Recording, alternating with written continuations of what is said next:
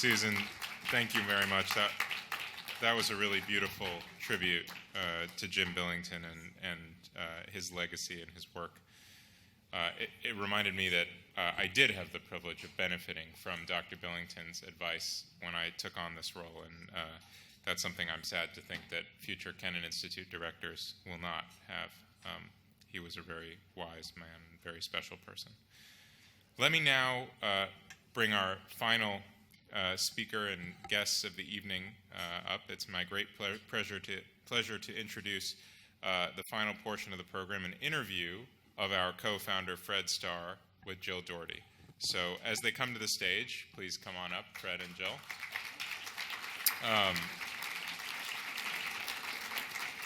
Let me say that a proper introduction of Fred Starr would very obviously not leave us time to hear from Fred Starr, so this is going to be short shrift, to say the least. Fred was not only the founding director of the Kennan Institute, but has led institutions across the nation and abroad, including the Aspen Institute, Oberlin College, and has served as a trustee of ADA University in Azerbaijan and Nazarbayev University in Kazakhstan. He's an educator and an author with nearly 24 books on topics including Russian history, politics, culture, Central Asia, and the Caucasus. In particular, his book, Lost Enlightenment, Central Asia's Golden Age from the Arab Conquest to Tamerlane, is by far the best I've ever read on Central Asia. And for your reading list, along with Grace Kennan-Warnicki's autobiography and Jim Billington's Icon in the Axe, for Cyber Monday, go out and get it. Finally, Fred is a very accomplished musician, leading the widely traveled and recorded Louisiana Repertory Jazz Ensemble of New Orleans. Fred will be interviewed tonight by Jill Dougherty, who's a global fellow with the Wilson Center and a member of our advisory council, so pay attention, she helps pick the scholars. Jill spent 3 decades with CNN, including as White House correspondent and Moscow bureau chief. She covered many significant news events in Russia and the former Soviet Union for CNN, including the presidencies of Boris Yeltsin and Vladimir Putin, Russia's post-Soviet economic transition, the Beslan school massacre, the conflict in Chechnya, the arrest and trial of Yukos Oil Company founder Mikhail Khodorkovsky, Georgia's Rose Revolution, and Ukraine's Orange Revolution. I'm sure that her face and voice are familiar to all of you. That voice will now be heard on the Kennan Institute podcast series as well.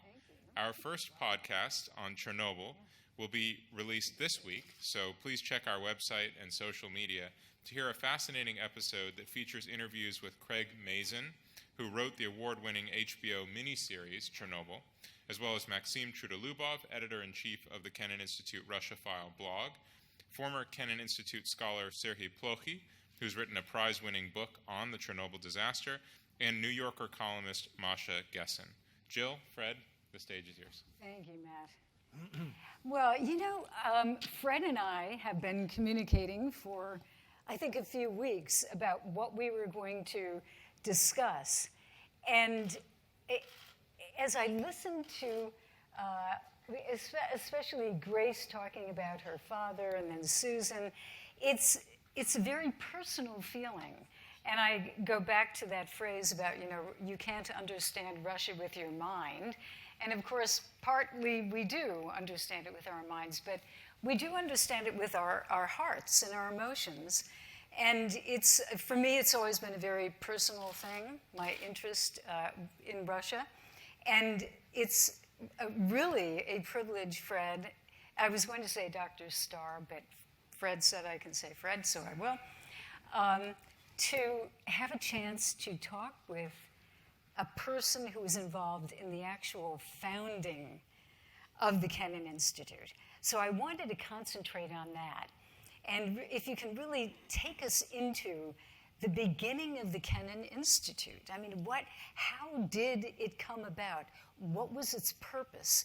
The men who were involved in putting it together. What was the motivation? Well, let me take you back to the remote 1960s.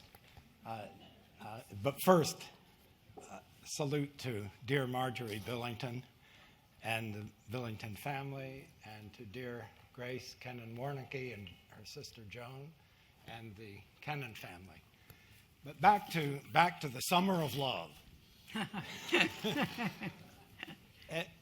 I had known Jim Billington because I'd been his student, and then we taught together for a number of years at Princeton. And I met George Kennan, or I didn't meet him. I first encountered him when he, after the Summer of Love, gave a speech in which he, for the first time, publicly enunciated his views on Vietnam. And he gave a very grave presentation, very, very dark, and then concluded by saying, well, you know, I don't believe that Vietnam lies within the zone of America's strategic interests.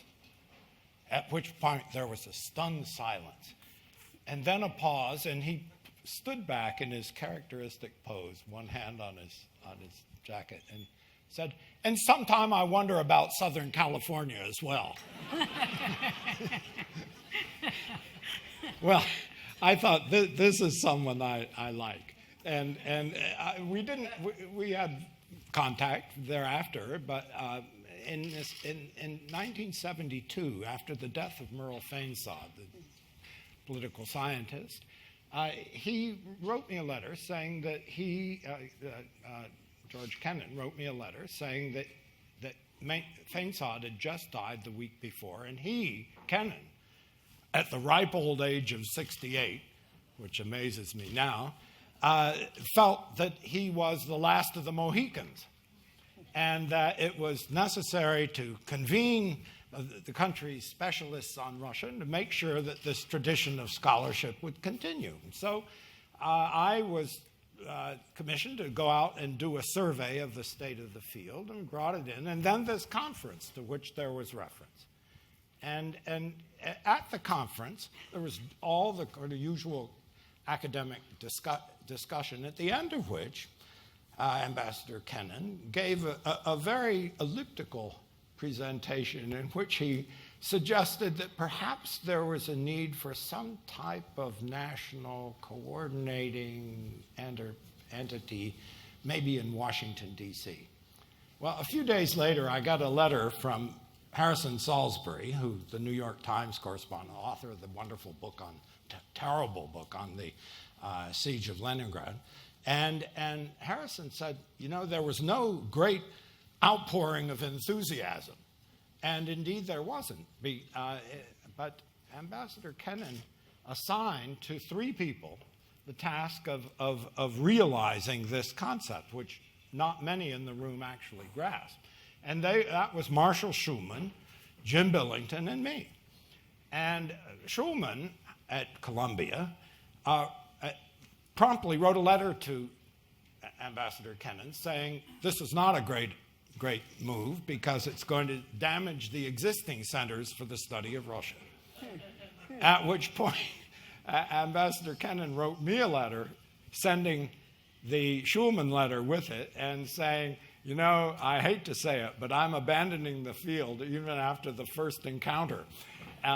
Now this may strike you as a peculiar move. I've come to appreciate it deeply because he was actually protecting his privacy, his ability to focus on his work, and it was a very wise, but for Jim Billington and me, very difficult step. He'd basically withdrawn. And that's the way things rested for a while until Jim was named director of the Wilson Center, at which point began a very complicated and interesting exchange with all sorts of institutions in Washington. I won't go into them all. Finally coming up with the possibility, well, if no one else will house it, why don't we do it at the Wilson Center?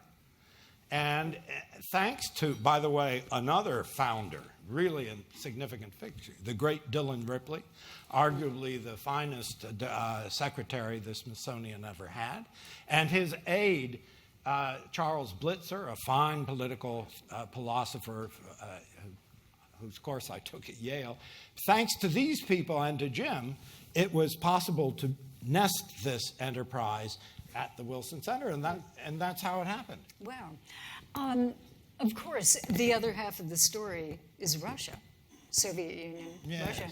So how did the Russians react to this? How did they understand what you were trying to do, and what was the interaction? I know that there were a number of quite famous writers who would come, but tell us about the Russian reaction to this. It's a very interesting subject. The Russians were puzzled, but we brought systematically leading Russian scholars, hardcore scholars, not politicians. They weren't brought to write op-eds. They weren't brought to appear on C-SPAN, but to write books.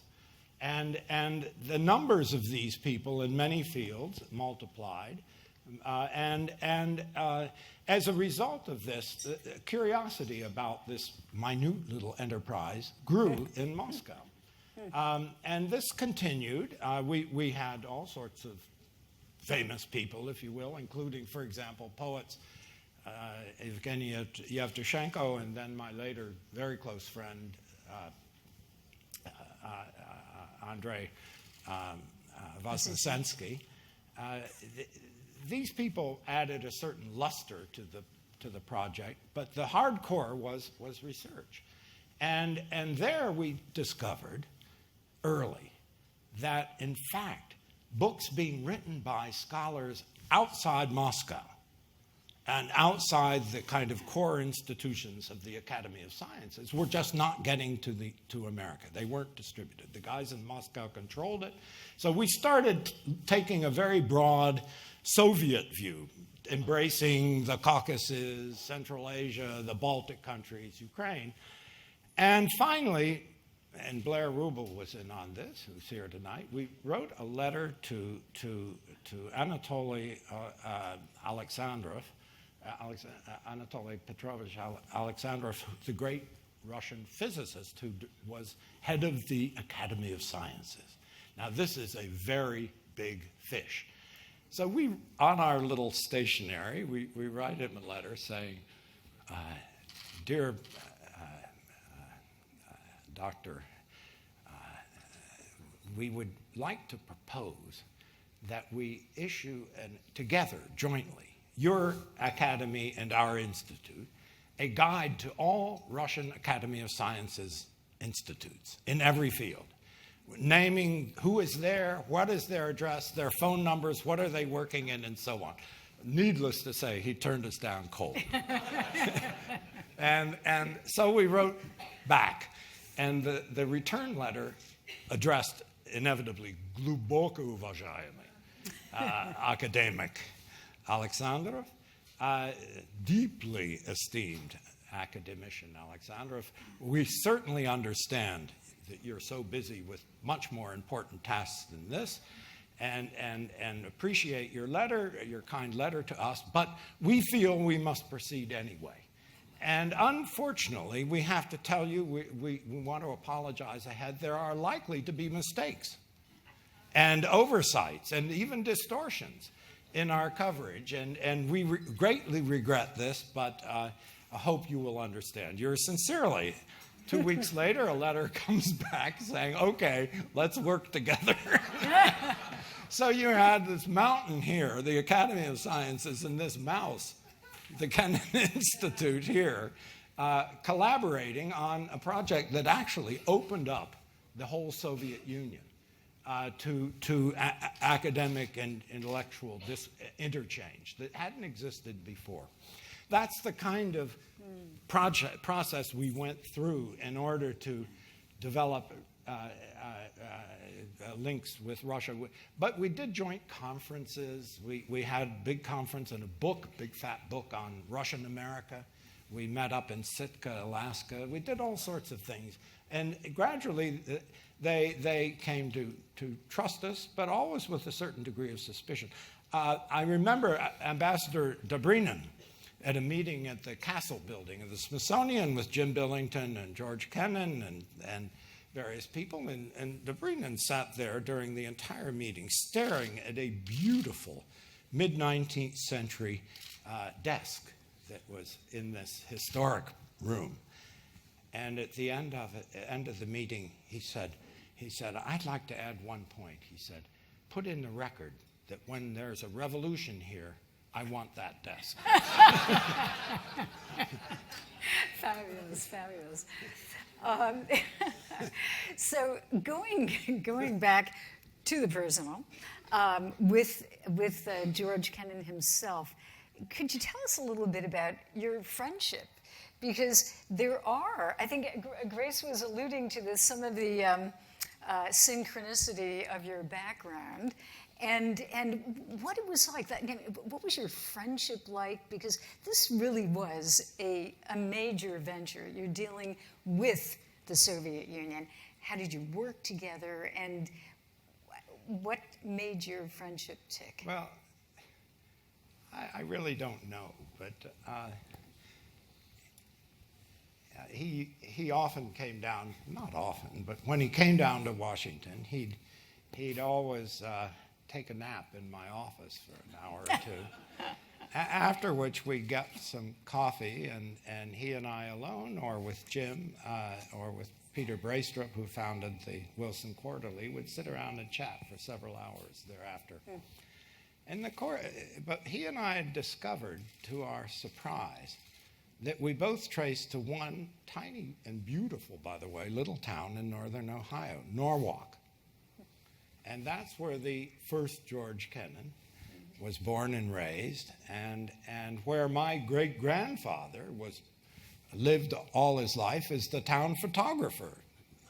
Amazing. A block away from George Kennan. They knew each other. They interacted. He was supposed to even go on the trip, but had to earn money as a photographer locally. And this created a certain bond, because certainly in my impression, Ambassador Kennan was a deep-dyed Midwesterner. He'd never lived that life. He had experienced it as a boy, but had never really lived it. And interestingly, after I was appointed president of Oberlin, he wrote a very kind letter, volunteered to come out for the installation, and he was unable finally to come, and Grace came in his place and read his speech. And then a few weeks later, he came out and spent 4 or 5 days with us. It was wonderful. We drove out to this beautiful town of Norwalk. And George Kennan was rhapsodic as we went through these beautiful fields. And when we visited the town cemetery, where both he and I had relatives buried a few yards away from each other, he was a very touching to observe. And he said, yes, this is the true America. It was, and I always had a certain feeling of, F. Scott Fitzgerald from St. Paul coming to Princeton.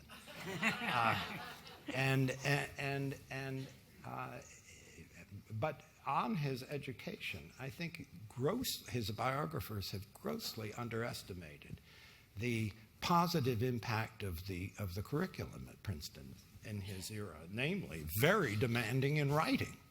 That's when he became such a fine writer. It wasn't by accident. It was through hard push-ups and sit-ups. But you said also he was a poet, right? Well, I wouldn't. He wrote poetry. What? I guess there is a difference. But, well,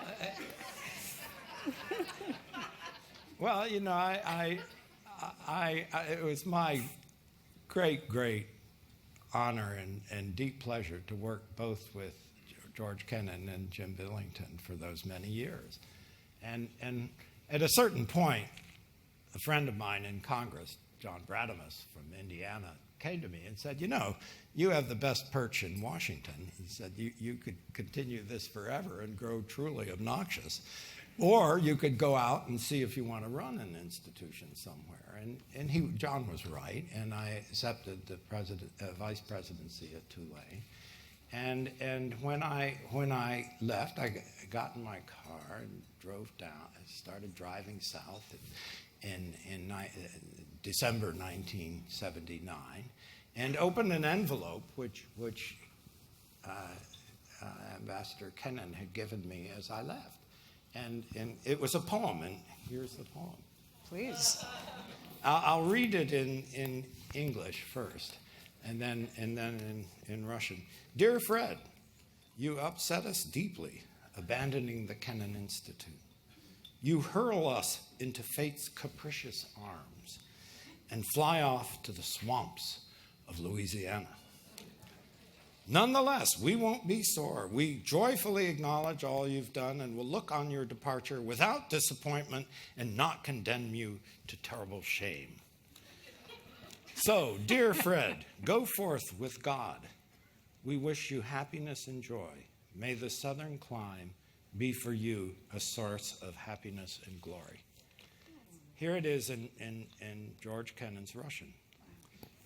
By the way, he spoke Russian as if it was Turgenev. It was like you were reading A Month in the Country, or Fathers and Sons. It was a very formal Russian.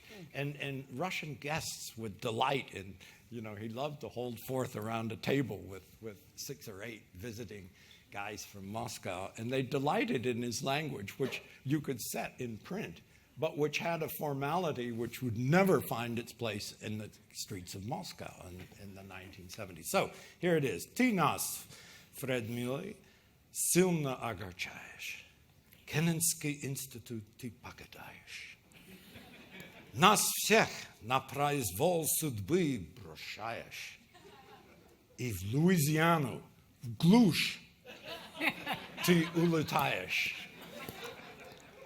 А все-таки сердиться не будем. Твои услуги признавать мы рады. На твой уход мы смотрим недосадно. Тебя копали страшно не присудим. Так, Фред любезный, с Богом поезжай. Тебя желаем счастья и забавы. Пускай тебя послужит южный край источником и радости, и славы. Oh, beautiful. Великолепно. That was beautiful. That was beautiful. I think on that note, what can we say more than that, really? That was beautiful, Fred. Thank you very much. And thank you for giving us that human part of the Kennan Institute. Thank you. Thank you so much.